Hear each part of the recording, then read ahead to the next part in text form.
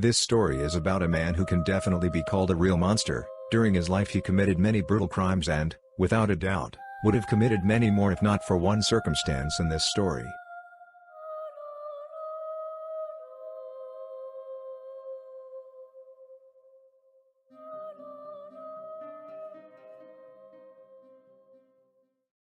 The story begins in Missoula, Montana, a small town of about 70,000 people. On April 11, 1974, this city was shocked by a brutal crime. That day, someone broke into the Pound family home. There were 5 people in the family. Mother Donna is a housewife, Father Harvey is a minister of the local church, and 3 children, 20-year-old Kenny and Karen and 12-year-old Katie. Of all 5, only 39-year-old Mother Donna Pounds was home that day. So it was she who was found brutally murdered on April 11, 1974. As it turned out, she was raped before her death. She was killed with a revolver that was taken from the Pounds family home. The unknown person who entered the house first got to the revolver that Harvey, the father of the family, kept in the bedroom. Then the attacker raped Donna at gunpoint. After which he ordered her to kneel and fired 5 bullets into her head. The murder weapon, a revolver, was found next to the body, and ropes tied to the beds were also found in the bedroom, which the attacker probably used to bind Donna before raping her. Unfortunately for the police, this was all the evidence that was found at the crime scene. For this reason, the investigation was not very productive, but the police still had a couple of suspects. The first was the husband of the same murdered Donna, the local priest Harvey. The police began to suspect him after it turned out that he had been cheating on his murdered wife. But Harvey soon had a strong alibi that eliminated him from the list of suspects. The second suspect was 20-year-old Wayne Nance, a friend of the murdered woman's son. And he came under suspicion after one of the neighbors of the murdered woman said that he saw Wayne Nance near her house at the time Donna was allegedly killed. But the police were unable to collect enough evidence against Wayne Nance either, so the murder of Donna Pounds became the so-called wood grouse. 5 years after this crime occurred in the city of Missoula, the body of a teenage girl was found in Beavertail Park, just 30 kilometers from Missoula, by railway workers. It was established that the body had been there for more than 4 months and was already badly decomposed. But nevertheless, it was possible to determine that the girl was stabbed to death and also raped. Police followed up on a missing persons report that may have matched the description of the girl found, but at that time they were unable to identify her. As a result of this, for many years the girl was named after the park in which she was found, Beavertail Betty, and her death at this stage was a mystery to the police. But these were not all the secrets that Beavertail Park hid. In December 1985, a wildlife photographer was walking through Beavertail Park. Suddenly, while walking, he came across a creepy scene. A human leg was sticking out of the ground. Police arrived at the scene and found the body of a young girl. A pathologist determined that she had been dead for about 3 months. Police looked into missing persons reports, but none of the reports matched the dead girl's facial features. Whoever she was, she met a brutal death with 3 gunshot wounds to her head. Since the girl had not been identified at this stage, she was given the name Debbie Dirkrick after the body of water near which she was discovered.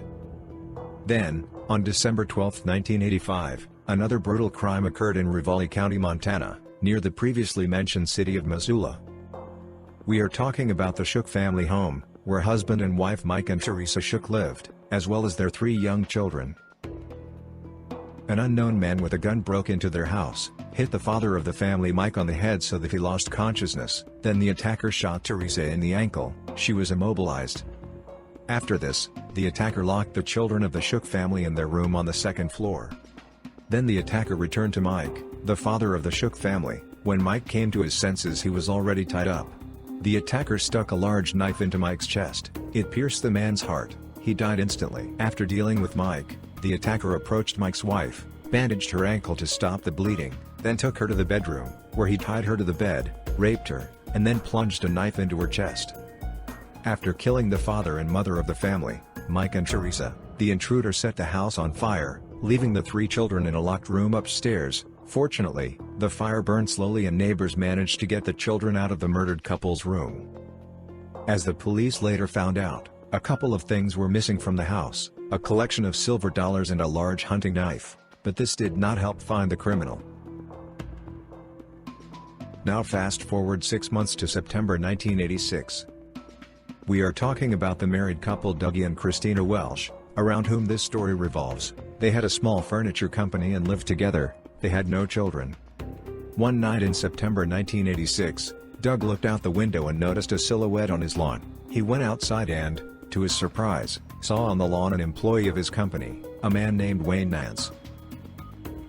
Wayne said he was driving by and saw someone watching Doug's house. He allegedly stopped and walked up to Doug's house. Wayne suggested that Doug work together to find the person who was allegedly watching Doug's house. To do this, he suggested that Doug go into the house and take flashlights. Doug agreed. Doug went first. As soon as they entered the house, Doug received a strong blow to the head. He fell to the floor, and when he turned around, he saw a revolver in the hands of his company employee Wayne Nance. Those with a good memory for names have probably already realized that the name Wayne Nance has already appeared in this story. This was at the very beginning. Then he was a 20-year-old youth. It was he who was the suspect in the murder of the first victim of Doña Pound mentioned in this story. Looking ahead, it is worth saying that yes, it was he who killed her and all those people who were listed earlier. By age 31, Wayne Nance was working for a furniture company owned by Doug Welsh. Doug's wife, Christina, visited him at work several times. Wayne saw her periodically. Over time he wanted to possess her. It was this desire that prompted him to attack the home of Doug and Christina Welsh. Let's get back to where we left off. Wayne hit Doug in the head with the butt of a revolver. He fell to the floor, and Doug's wife, Christina, came running in response to the noise. Wayne pointed the gun at Doug and Christina. Wayne ordered Christina to tie up her husband, and she did so. Wayne then took Christina to a second-floor bedroom where he tied her up himself. He tied her to the bed and then left her for a while. He went downstairs to finish off Doug. Doug lay tied up on the floor. Wayne beat him up and then dragged him into the basement. There he tied him to a staircase post, after which Wayne decided to finish off Doug. He took out a 20-centimeter knife and stuck it into the chest of the bound Doug. The man immediately went limp. Wayne pulled the knife from his chest and went to the second floor in the hope of finally doing what he started all this for, namely, raping Doug's wife, Christina. Already on the second floor in the bedroom with Christina, Wayne heard a noise. He came out of the bedroom and was surprised to see Doug with a rifle in his hands. No matter how surprising it may sound, Doug survived. The knife did not reach literally 2 centimeters from the man's heart. When Wayne left Doug to die in the basement, he somehow managed to remove the ropes. Doug kept an old .250 rifle in the basement. He had only one cartridge. Loading his rifle, Doug hurried to help his wife. While going up the stairs, Doug saw Wayne running out of the bedroom. Without thinking for a second, Doug pulled the trigger, wounding Wayne in the stomach, but he did not fall. He returned to the bedroom for a revolver. Wayne fired 3 bullets at Doug, but only one bullet reached its target. He hit Doug in the leg. Out of ammunition, Doug swung the rifle like a bat. Eventually one hit Wayne's head and he dropped the revolver, but never stopped. He continued to beat Wayne with the butt of his pistol until his head was a bloody pulp. After that, Christina called the police and an ambulance. All 3, Christina, Doug and Wayne, were sent to the hospital. Wayne died the same day. As for Doug, he did not die from loss of blood, he remained alive.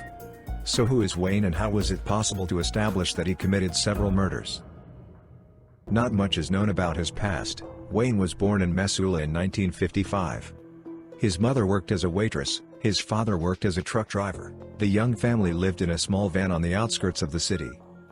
Wayne did well in school, but had a short temper and was aggressive towards his classmates. Although many considered him a little strange, no one ever felt serious danger from him. But in vain, he hid it inside himself. It is believed that it was he who killed Donna Pounds at the age of 20. He was well acquainted with her son and often visited the Pounds house. As already mentioned, he was seen by a neighbor near the Pounds family home.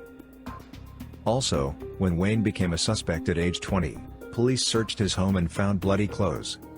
Technology at that time did not allow a high-quality analysis of blood on clothing, so it was not possible to prove that the blood belonged to the murdered Doña Pounds. Wayne was eventually released, but when it became clear that he was a real serial killer, there was no doubt that letting Wayne go was a mistake. Next we'll talk about Debbie Deer, one of the girls whose body was found in Beavertail Park and later identified as 16-year-old Marcella Bachman, a runaway from home.